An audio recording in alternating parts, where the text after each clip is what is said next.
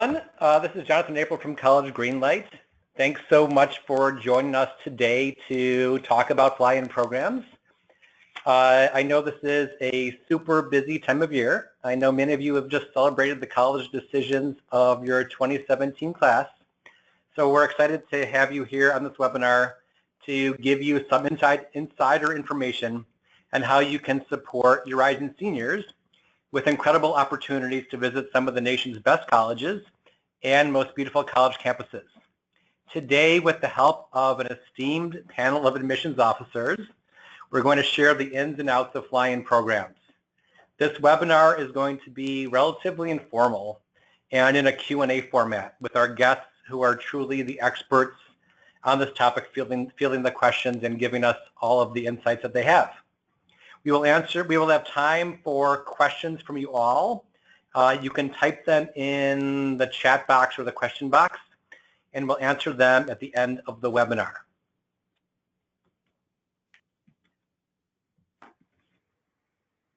So everybody, I'm Jonathan. I'm the general manager of College Greenlight. I've been with Greenlight since we launched more than 5 years ago, and I'm thrilled to be joined by that illustrious team that you're seeing their photos of.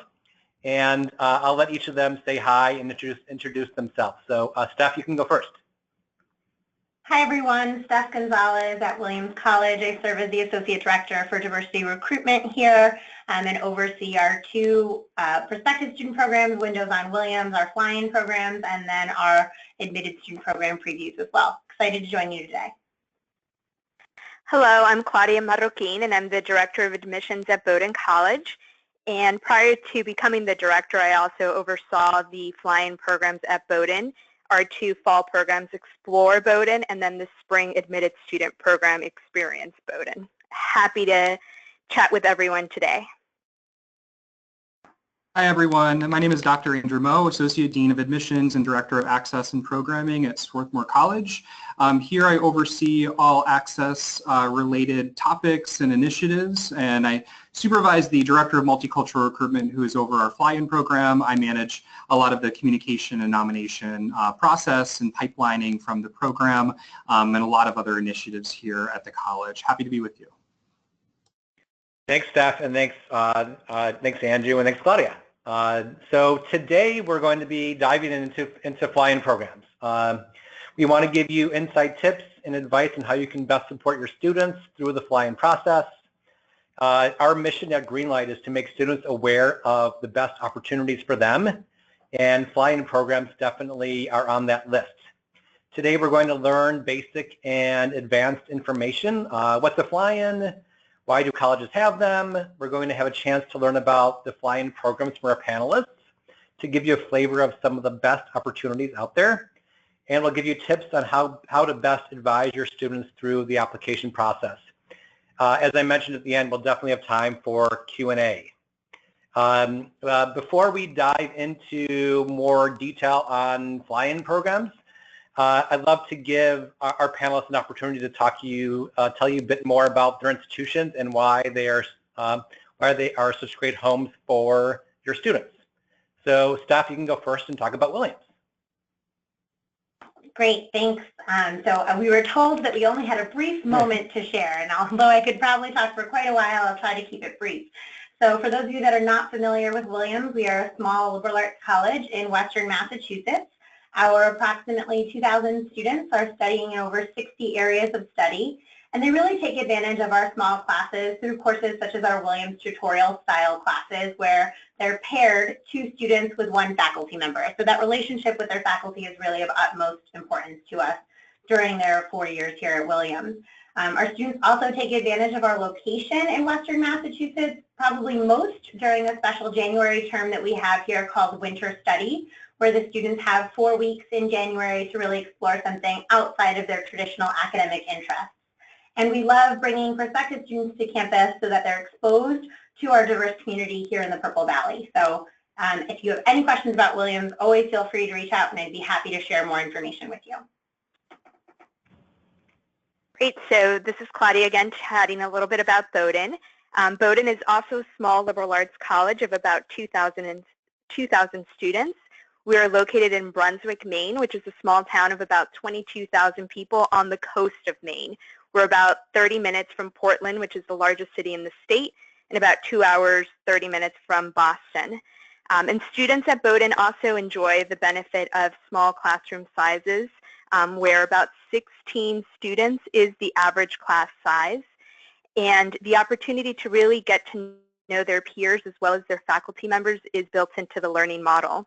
Bowdoin was founded on the principle of the common good, this idea that a student's education should not be for their own private advantage, but it's really how they're going to use their education to enact change once they've left the college. So our students have these opportunities throughout their 4 years to really test their abilities inside the classroom and, more importantly, outside of the classroom as well. The last thing that I'll mention, as it also does pertain to the fly-in programs, is our focus on access and affordability, where students are able to enjoy financial aid packages that are need-blind through the admissions process. We are also a need-based institution and have no loans in our aid packages, and also do not have application fees for anyone who is a first-generation to college student, nor who is applying for financial aid. Thank you. Cool. Andrew. All right, great. So Swarthmore College is, like my colleagues, a small liberal arts college. We have 1,600 students total, undergraduate only. We are located in suburban Philadelphia, so we are right on the train line. It takes about 25 minutes from our campus at the train station into Center City, Philadelphia. So it takes about 25 minutes or so students are able to access the city as well as our Tri-College Consortium with Bryn Mawr College, Haverford College, and they can also take courses at the University of Pennsylvania. We are Quaker founded, so we believe in these ideals of civic responsibility, social justice, and social action, as well as the importance of the student voice in our community. Our first semester at Swarthmore is pass-fail, so students are not getting any grades on their transcript that first semester, so that eases transition, especially for our first-gen and low-income students on campus. We are rather unique in being a small liberal arts college with an engineering program, and we're really looking for intellectually curious students and students who do care about the common good and doing good in the world and not just making a boatload of money after they graduate. 31% of our admitted students this year were working with a community-based organization. I know many of our audience members represent community-based organizations or work with them. And like Bowdoin, we are also need blind, as well as for our undocumented students, we are need blind. We meet full need, and we do so without using any loans and financial aid awards. So thank you. So we're going to start pretty basic, and then we're going to dive into some more advanced questions with regards to the fly-in programs. So I guess to start with the most basic question. So Claudia, can you tell us a little bit more about what exactly a fly-in program is? Absolutely. So a fly-in program is an opportunity for a student to visit a college or university, usually on the dime of the college or university. It's an opportunity to really, as I like to say, turn the place upside down, to figure out if it could be the right place for the student. Many of the fly-in programs will have those opportunities for students to engage with their peers, both, again, students who are attending the program, but also their potential future classmates, sit in on classes and get to meet faculty members, really experience the dorm life and the extracurricular opportunities. And many will also have a focus on what the admissions process is. So really having the opportunity to sit down with admissions officers or the deans and directors to understand what the aid process will look like, how to apply for financial aid, but also how to best present themselves in the application. And some of those fly-in programs may include interviews as well. The one final thing that I'll mention just again in this broad overview is that while it is commonly known as a fly-in program, it does not mean that it's just students who are getting on flights to get to colleges. Some colleges will have opportunities, again, for students who are more local to participate or who are taking trains or buses to get to the colleges and universities as well. Andrew, anything you want to add?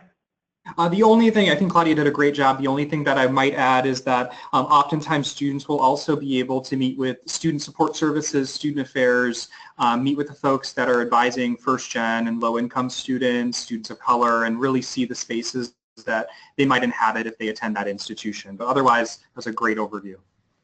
Cool. And good point about you can be bused to a fly-in as well or take a train. It's not just flying in.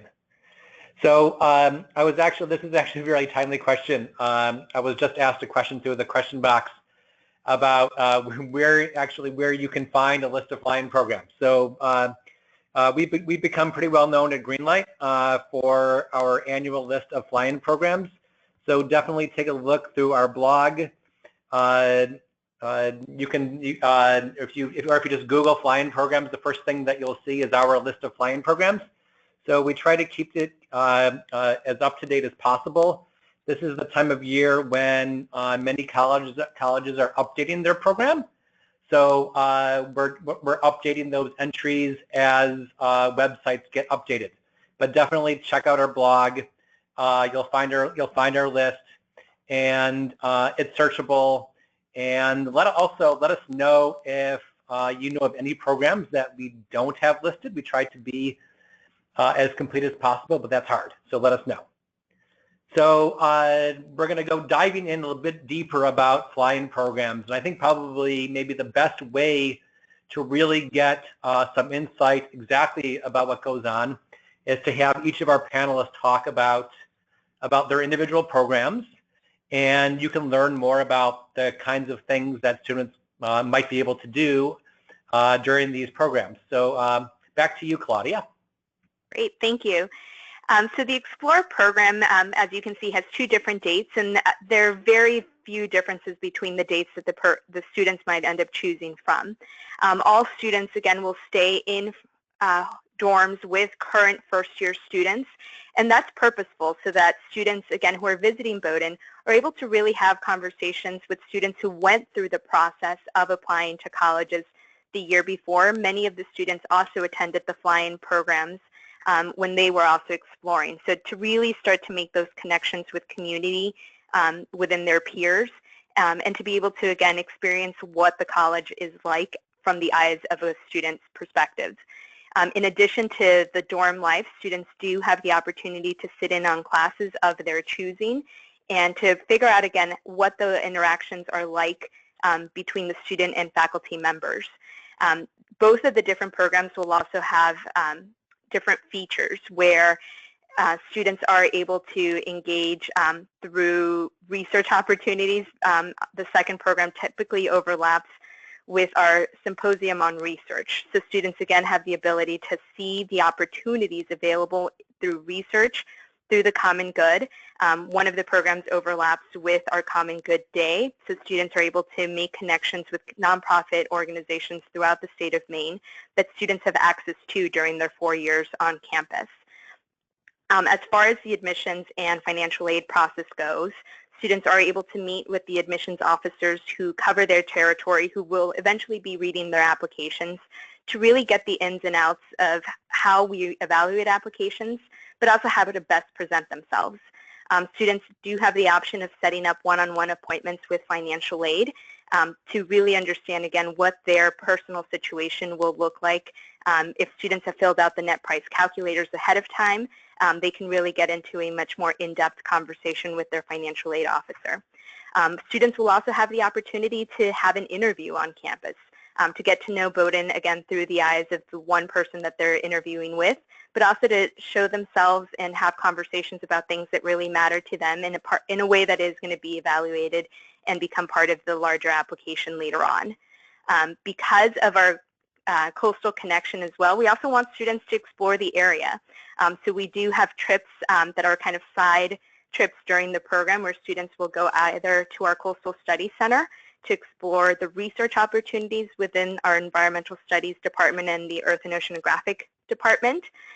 Students also have the ability to take advantage of the outdoors. Our outing club will take students out on mini hikes to really explore the wonders that the state of Maine has to offer, and to realize that we're not in the middle of nowhere, but there are opportunities to really engage with all of the natural resources in the area. And finally, students, again, as Andrew mentioned, do have that opportunity to really have in-depth conversations with student affairs folks. The programs both end with a dinner that does bring faculty members, but also the deans within the first-year deans, the upper-class deans. There are also folks from our Multicultural Center, as well as the Center for Gender and Sexual Diversity, and then hosts of other folks that are good people to know once students arrive on campus as first-year students. But again, really the opportunity to envision themselves at Bowdoin and figure out if it could be the right place for them. Awesome. And Andrew, do you want to go next? Absolutely. So our program is called Discover Swarthmore. We also have 2 different weekends. Just a note, November 2nd through the 4th is over an SAT date, so we're trying to be very upfront with students. We don't want to pay for all these plane tickets and then have students cancel. So we are notifying counselors and students alike about that. In addition to our application deadline that you see here for students, we do have a nomination form for any person, any teacher, counselor, advisor, mentor working with a young person. Nominations are not required in order for a student to apply, but it is a way that you can signal to your top students that they might be a good fit for Swarthmore, and you're able to find that nomination form at this link. We are prioritizing students who have not visited campus and who would likely not be able to visit campus due to financial need.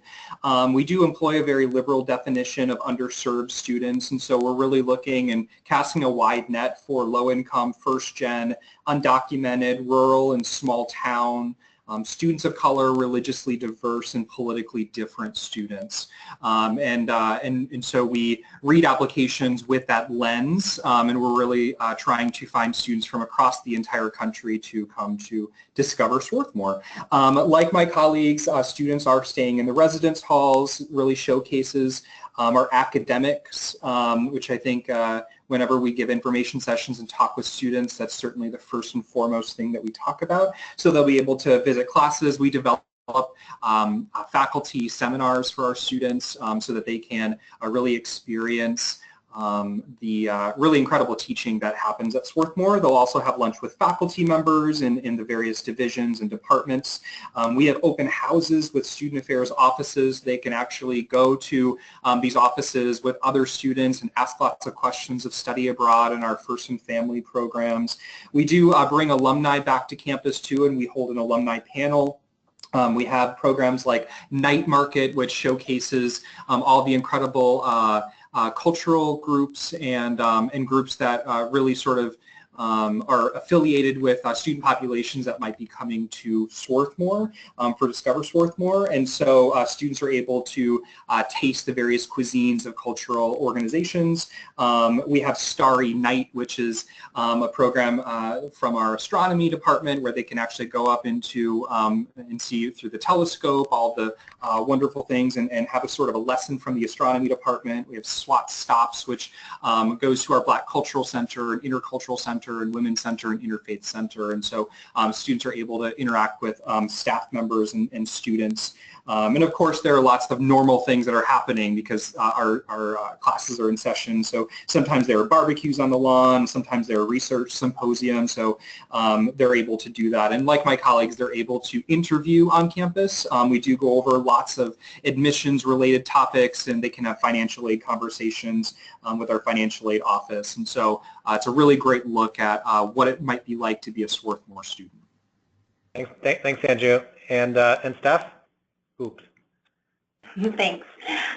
So Windows on Williams is our fly-in program, and you can see the program dates there for September and October. We do run 2 application deadlines in July and August. They are not coordinated with a specific program, so if you have a student who waits to apply until July 29th and they meet that August 1st deadline, they still have the option to decide between the September or the October program date, so we're flexible with that.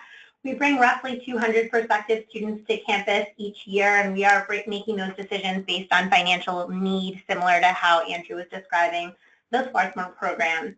Our students similarly stay in on-campus residence halls. Here at Williams, we call those entries. They are thoughtfully designed mini microcosms of the freshman class, and so they are a phenomenal way for our students to really be exposed to the full breadth of our community here.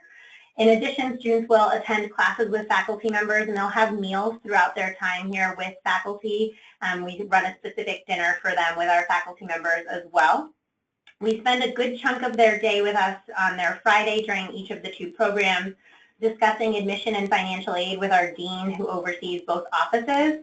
And although we don't conduct interviews as in office in any cases, we do offer one-on-one conversations for students who might have additional questions. Perhaps if they're applying to QuestBridge, for example, they might want to take the time to sit down with an admission officer and discuss what the application process looks like, or if they're coming from a different financial aid situation and they want to discuss that with a financial aid officer, they're always welcome to have one-on-one conversations with anyone on our 2 office staff.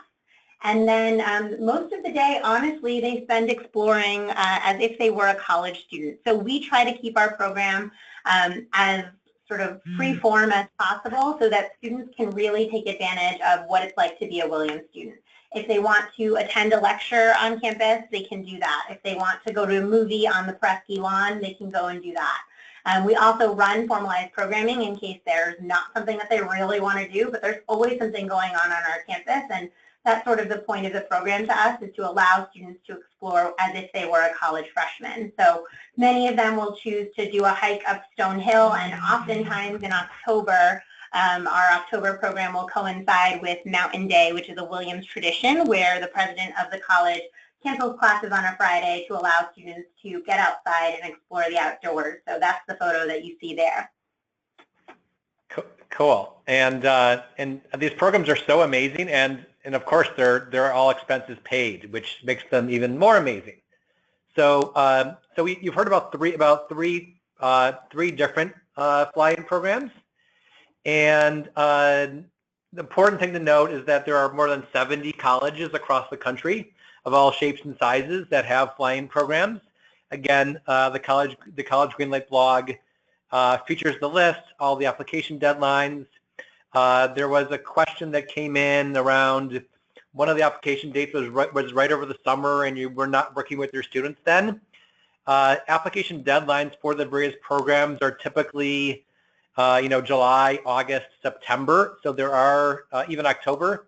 So there are fly-in programs that have application deadlines throughout various months during the summer. So your students will have opportunities to apply for a range of them, which sort of brings us to later questions about the application process.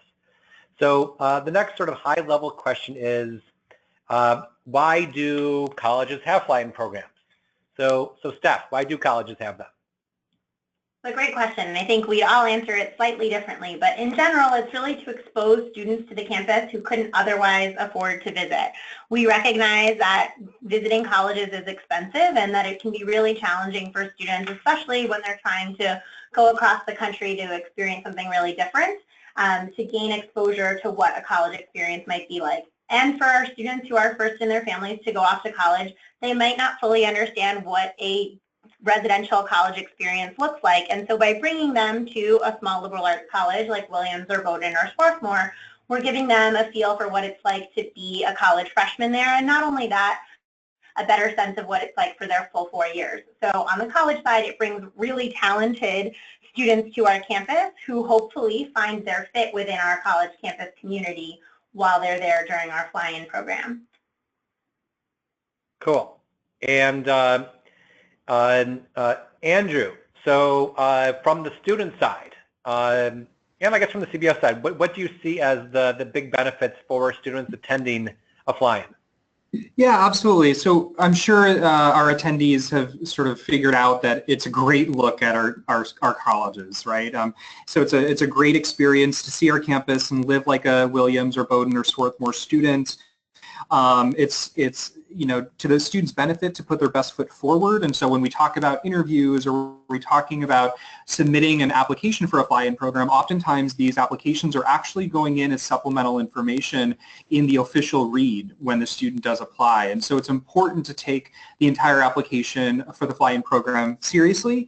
And it shows that you're interested. It shows that students are interested in our colleges. And they may not apply, they may not attend, and we certainly realize that. But we know that they're willing to get on a plane or a train or a bus or drive to our campus, and so it certainly shows some interest there. It enables students to ask questions outside of email or Skyping or during a high school visit, right, or a college fair. They can actually ask real live students on our campus, which I think is so pivotal and so important that our low-income students don't always have the chance to do.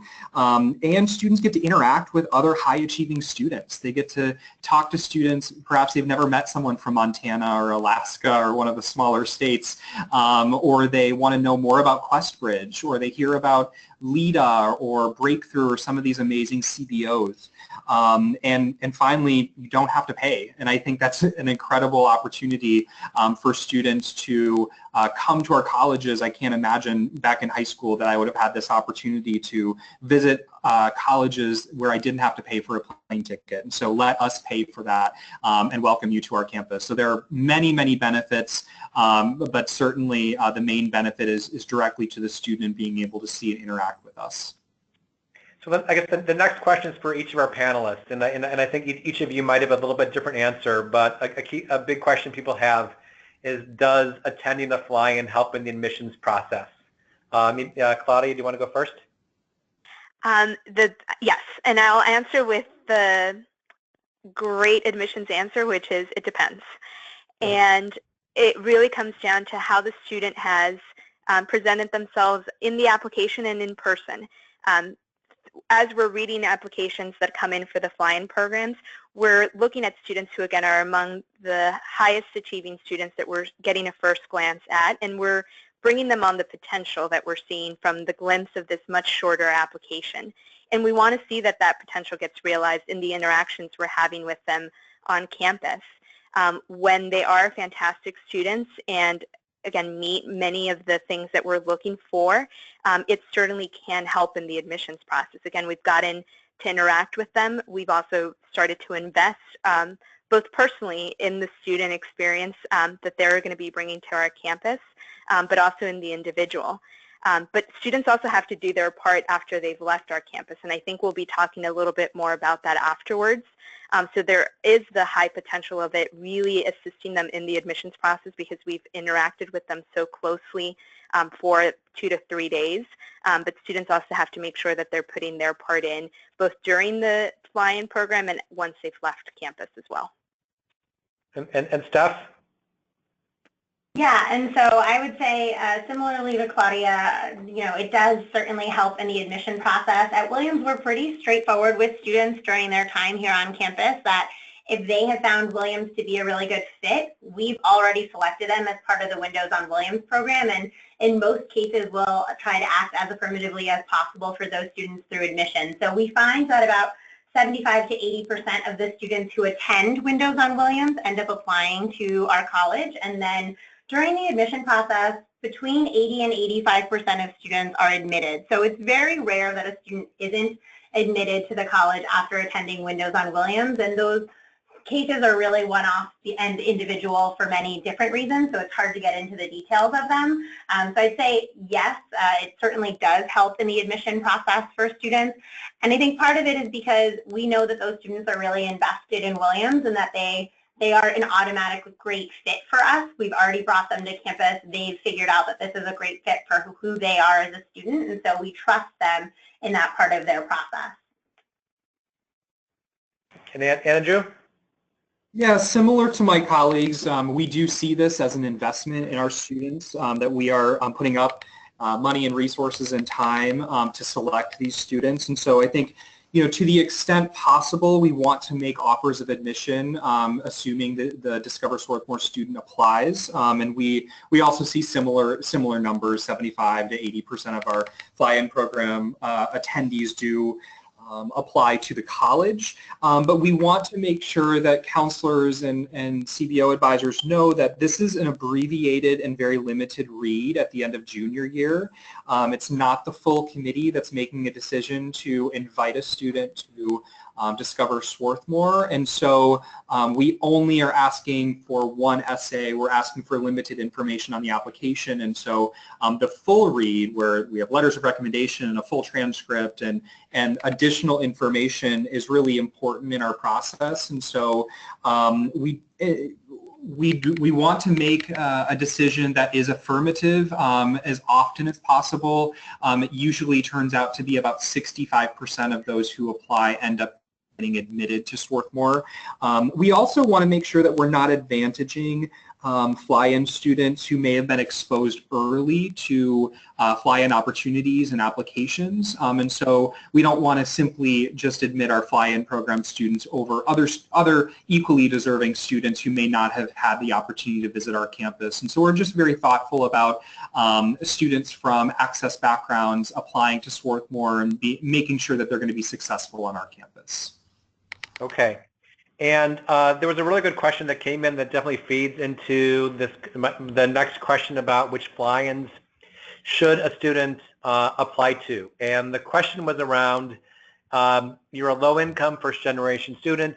You don't know much about small liberal arts colleges at all. How would you decide that, I don't know, to apply to Swarthmore's versus Williams versus Bowdoin's? How do you make that decision as a student? I think that's a great question, and you know what? I don't know if I have a complete answer, and so if my colleagues have additional answers for this, that would be great. But I would say, be open-minded. If you really want to stay near family and you're from the Midwest, it might not be a great opportunity to come all the way to Swarthmore or go to the West Coast if that's a really big priority for you. Although on the flip side, I want students to be really open-minded. And I know that I came from Wisconsin and I went to college in Arizona, and I was pretty open-minded in the process, and it was the absolute best decision for myself. And so I can't say that that's the case for every student, but certainly that's going to be part of it. I think thoughtfully choosing fly-ins, there's no magic number, and we're not here to say you should only apply to 2 or 3 or 4 fly-ins, right? But we also don't want students, just like we don't want them to apply to 30 or 40 colleges in the admissions process, we are cognizant that they can only attend so many fly-ins if they're accepted. And so I would say, do a little research online, talk with students. A lot of us have programs where you can talk, even before applying to our fly-in program, you can talk with students and say, what makes Swarthmore, what makes Williams students different than maybe other small liberal arts college students? And I think that many of us have really distinctive personalities, and we can talk a bit about that. And then, of course, academic considerations. So because we have an engineering program and it's just so unique, we're a great fit for liberal arts-minded engineers, whereas other programs might not be a great fit for that particular student. Awesome. I'm gonna give a little bit of a plug to Greenlight because I have to. And the question around which programs to apply to. So clearly there's a lot of discussion around what colleges are the best match for students, what colleges are the best fits for students. So on Greenlight, we're going to give your students definitely a sort of a customized view for each of them to understand, is this school a good academic match for me? We have a couple of different tools to give students an understanding, is this a reach, a match, a safety school, whether it's our What Are My Chances calculator, our college admission scattergrams that give students an understanding of the students who've used our platform and then applied, and those students that were accepted and those students that were not accepted, to give them an idea how well do they align with students that are getting in, and a few more data points that students can utilize on the Greenlight site if they've created a Greenlight account to understand how well does the college fit with what they're looking for in a school. We ask them a bunch of preference type questions: big school, small school, urban, rural, majors, and then give them this fit meter on the left as a measure of how well does this school have with what they're looking for.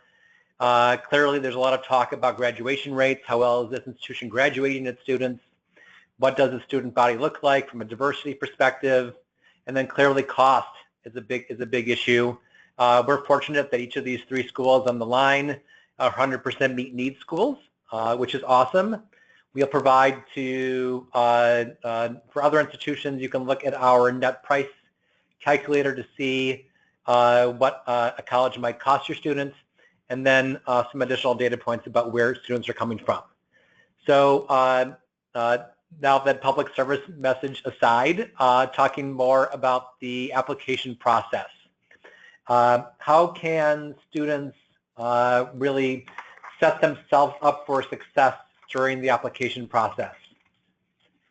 And I take that to each of you. Maybe Steph, do you want to go first? How can students really set themselves up for success for Windows on Williams? Sure. I think a lot of the same pieces of advice that I give a student in their general application is the same advice that I give them during their Windows on Williams application. They should be taking their time. They should treat this as if it is an important part of their college application process. And so we want to make sure that students are proofreading, that they are making sure that they're submitting their best work, that they're taking their time and really filling the application out to the fullest. We ask for a pretty basic portfolio from the student. So we ask for a writing sample, a high school transcript, or they can choose to self-report their transcript and then standardized test scores if they've taken them to report those to us as well. And then we give them the opportunity to share some additional information about their personal and family background. And so it's not all that lengthy of an application, but you'd be surprised how often we see students who are fairly careless in their application for Windows on Williams. When we see those careless mistakes, that's an automatic flag to us that that student really hasn't put in the time or the attention. So that's definitely one of the biggest pieces of advice I give to students to set themselves up for success. Claudia? And I'll turn it to my colleagues. Yeah. Yeah, that's great advice, and many of the things that I would also share with students. Take their time with the application. Again, it's an application. It's going to be reviewed and evaluated, so students want to take it seriously. And I think the other big piece of that application is to really think about what they're going to be bringing to this cohort. And again, all of these fly-in programs, we've talked about them really being focused towards students who are either first in their families to go to college or low-income students, and students, again, who may be from different diverse backgrounds in how they define diversity to themselves. So I think the other big piece is with the writing sample and the essay that students are being asked to submit as part of these fly-in application processes, to really think about experiences from their own background that they want to share with the admissions officers. Because, again, this is the opportunity for us to start to get to know a little bit more about them beyond what the numbers and the transcripts and the grades can share about that student. And we really want to find students who may not necessarily envision themselves at one of our schools, but who absolutely have the potential and those intangible skills to succeed. And the only way that we can really start to dig deeper beyond those numbers and statistics is by students really being honest and opening up a little bit about themselves and sharing that through the application process. But it does take time in order to be able to do that successfully. So that's where students need to be able to take it seriously too. Andrew? I would echo everything my colleagues have said. I would probably direct this next comment just to the high school counselors and the CBO advisors in our audience today. If you have questions about who to recommend or who to tell about Windows on Williams or Discover Swarthmore, please talk to us, email us. I get questions almost every day about our nomination process because we do cast a pretty wide net. And I get questions every day about, so who are you looking for? Can you give me some more information about what kind of student really thrives at Swarthmore? And I'm happy to write out, a lengthy email to you and let you know so that you're recommending really good students for us, because that's ultimately the goal. It's not to have all these applications just to deny students to our fly-in program. It's really to thoughtfully choose students who might be really good fits that maybe have never heard of our colleges before. And so if you as advisors have questions, please reach out to us. And then once you get the application, how are you evaluating candidates? Steph? Sure. So I think for us, we've all sort of mentioned that it's an abbreviated process. So it's not your full application. We're not going to see letters of recommendation. We're not going to see full lists of extracurricular activities. There's a lot that's missing. And so we really do have to rely on the information that we do have. And the more that students can provide in the application, the better. So we look for their strength of their program within their high school setting and their grades, certainly, but also what their plan is for their senior year. And the more thought out that is and ready for their senior year, the better prepared students are in their process for Windows on Williams as well. In addition, we look for families who couldn't otherwise afford to visit. So students should feel like they should be fully open and honest about their family circumstances, because that is something that we're thinking about as we're making decisions for students. And then certainly we ask for a writing sample because it's an important part of our process. And so we look to see the strength of a student's writing and whether or not they'll be able to do the work here at Williams as part of that. Claudia, anything about the evaluation process to mention? Not too different. I think, again, I'm going to hark back on the importance of the essay and the writing sample for, I'm sure, all of our programs. We're looking, again, for students who are showing those signs that they are going to be able to be successful if they were to end up on our campus. Evaluating the rigor of their curriculum, what they're planning on taking in their senior year, how they write about their experiences, both about the experience, but again, the complexity of the writing and how polished it is going to be a big determining factor for us.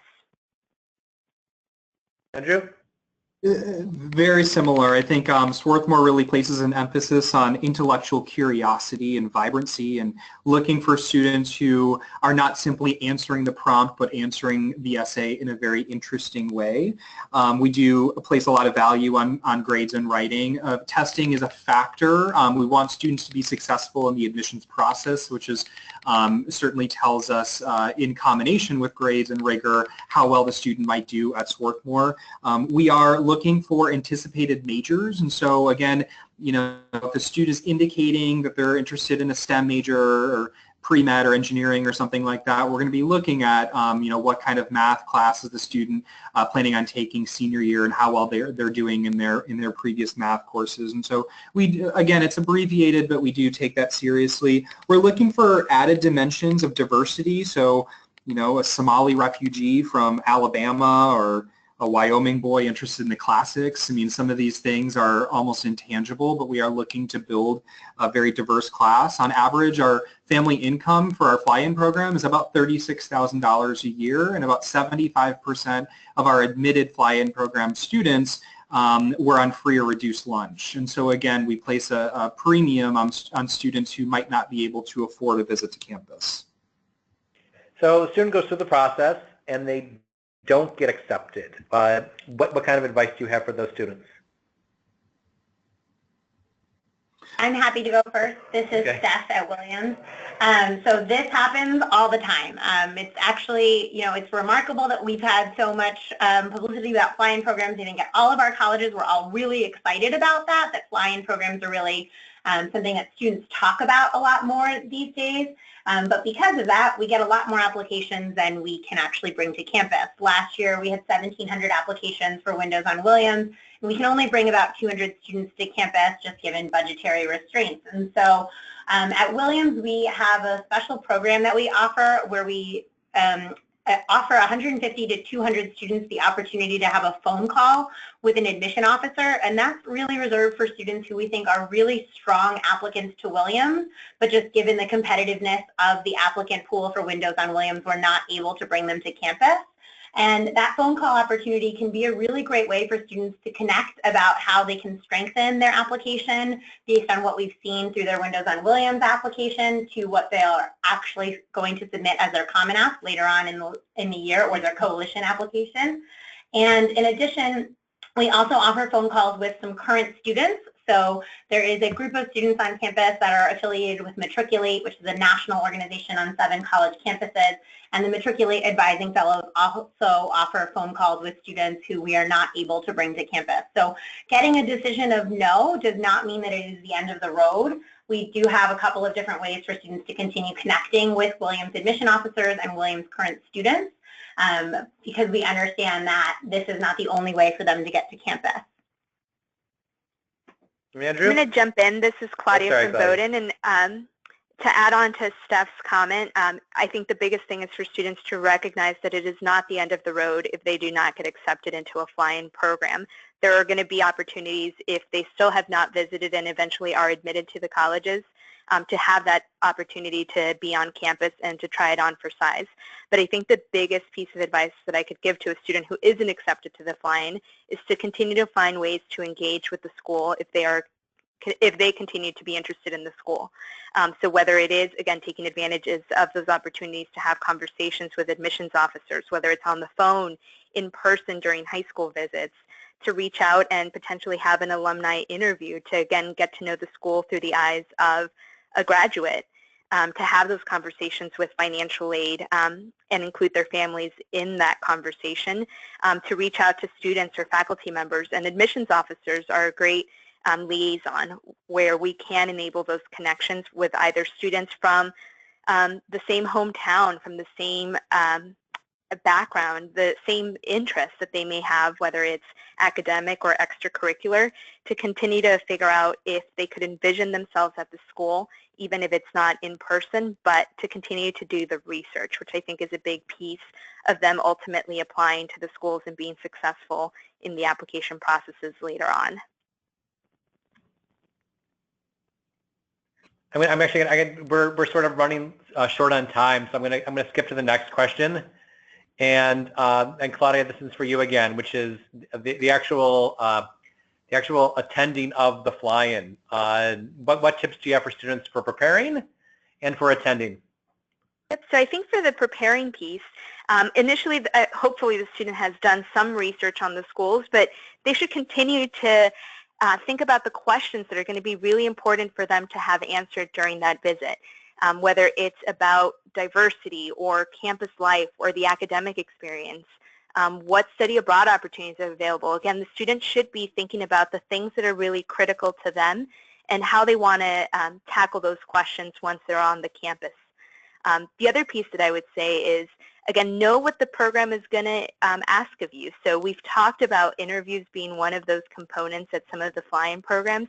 Have your student practice what an interview is like, again, to be able to be more readily available or able to talk about their experiences and to, again, ask meaningful questions. I think the other thing that I'll say, too, is the student really needs to keep an open mind. For some students, and I was one of them who went on a fly-in program, I grew up in Southern California and ended up on the East Coast, is to really step outside their comfort zones. This is an opportunity to be uncomfortable if it is going to be a very different experience for them, and to, again, be open to having conversations with the people they're meeting and to not arrive to easy conclusions after the first day. And then Andrew, once you attend, what's next? Yeah, definitely, stay in touch. Reach out to your admissions representative. Keep asking questions. Stay in touch with your host, I think, is great advice. I mean, they were hosting you on campus for a few days, and make sure that you stay in touch with other students. At least consider, if you really fall in love with the campus, at least consider early action or early decision, or adding that school to your QuestBridge match list. I mean, I think that we're really looking for students that fall in love with us, and if you do so, that's really important to us. Keep grades up. I think that that's probably the #1 occurrence where we can't make an offer of admission, because we see grades dip pretty significantly senior year. And then, of course, take time completing the real application for admission, just like you would for the fly-in program. Awesome. Thank you all for answering all of those questions. And there's a bunch of questions that were typed in, and so I'm definitely going to try to ask as many of those as we can in the next 5-10 minutes. I do want to do one more plug for College Greenlight. I have to. So thank you all for being on this call. Many of you are some of our longtime counselors. If you guys have any questions about College Greenlight, please send any questions to info@collegegreenlight. If you would like us to do a training of your team, if you would like us to reconnect, you can also just type in "contact me" in the question box, and we'll make sure that one of our CBO liaisons connects with you all.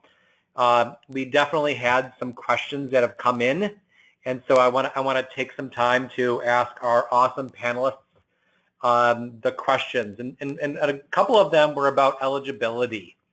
And there were a couple of questions around transfer students. Do any of you accept transfer students as part of your fly-ins? Do you know of any programs that do?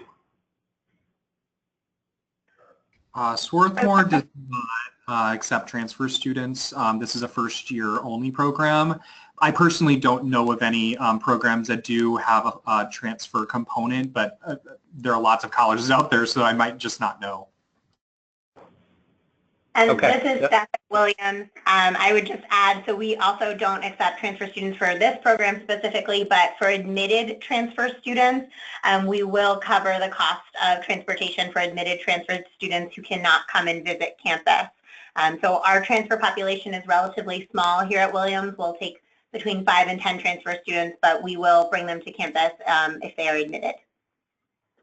Okay, awesome. And I had read about a program that had spots for parents to come along, maybe one parent who could come with a student. Do any of your programs allow funding for a parent to visit along with students?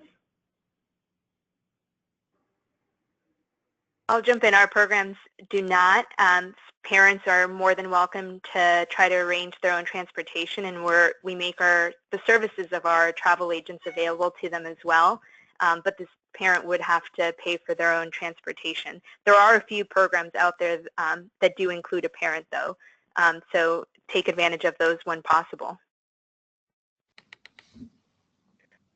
So are parents in generally welcome to attend, but they may or may not be funded? Is that right?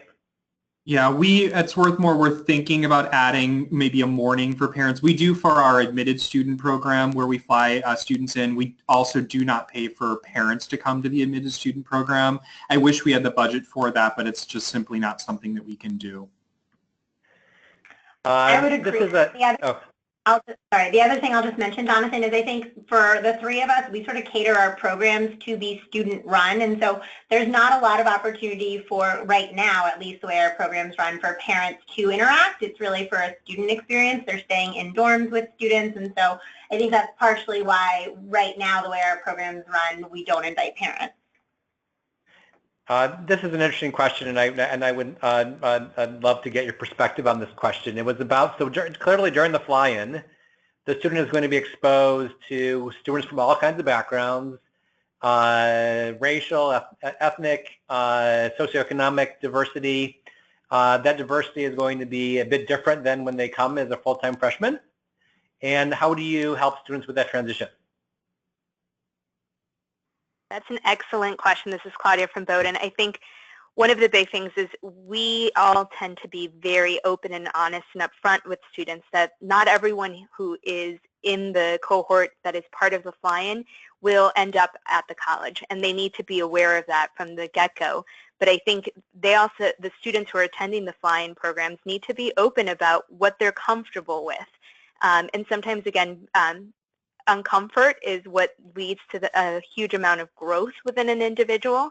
But again, to have those conversations with current students, with the student affairs folks that they'll be meeting, so that they can truly comprehend what the diversity in the college is for an enrolled student. Because again, I do agree, and I love that this question came up, that the perception that students sometimes have of the fly-in programs will not necessarily be the actual outcome once they arrive and matriculate at the schools, but it does not mean that they won't find those same elements of diversity at the schools either.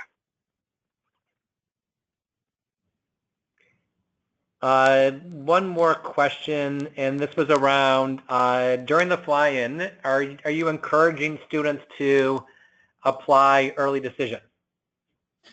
That is a wonderful question. I tell students, listen, if you fall in love with this place, know that we will meet full need, and we do so without using loans in our financial aid awards. And, you know, I give them resources to meet with our financial aid folks and make sure that it's going to be an affordable option. You know, at the end of the day, it's the student's decision, but we would love for our students to choose Swarthmore and to choose to apply early decision. But many of these students will have incredible options in regular decision. So we certainly don't push it, but we make that option explicitly available because many low-income and first-generation students like myself growing up did not even know early decision was even an option or that it was it could be an advantage in the admissions process. So we make that clear. I'm going to ask one more question because it just came in, and the question was around, is there a specific person that they can meet with at the campus if you are a DACA or undocumented student? Will there be a liaison or an expert who they can talk to about the admissions process and financial aid process for undocumented / DACA students? So this is Steph at Williams, and the answer is yes. So we have an admission officer here who oversees our undocumented and DACA students throughout the admission process. Their process is the same as any other domestic student. We fully fund them financially, just like we would for any domestic student. And then in addition, students can also meet with our dean in the dean's office here at the college, Rosanna Reyes, who works directly with our undocumented and DACA students. We also have a student group on campus, so students can often meet with our current students while they're here as well to have conversations about what campus climate is like and what the climate is like in the greater Berkshires and the Western Massachusetts area. At Swarthmore, we do have a specific session for our undocumented students. They meet with our advisor who works in the dean's office, and they work with our undocumented student organization, and they can ask questions. We have the same policies, and so we meet full need, and we are need blind for undocumented students. And last year, we accepted 32 undocumented students for our fly-in program. So it's a sizable portion of our fly-in program that are undocumented or DACA eligible. Awesome. And thank you. I'll just add in one quick note again, Claudia. that similarly, students do have the opportunity to sit down with both a first-year dean as well as the dean who does oversee and work very closely with undocumented students at Bowdoin, in addition to myself, who is a liaison in our office for undocumented students and DACA students and someone in financial aid. So there's a team, and again, we want to make sure that students have all of their questions answered before they leave and understand that they will be supported as students once they arrive on our campus.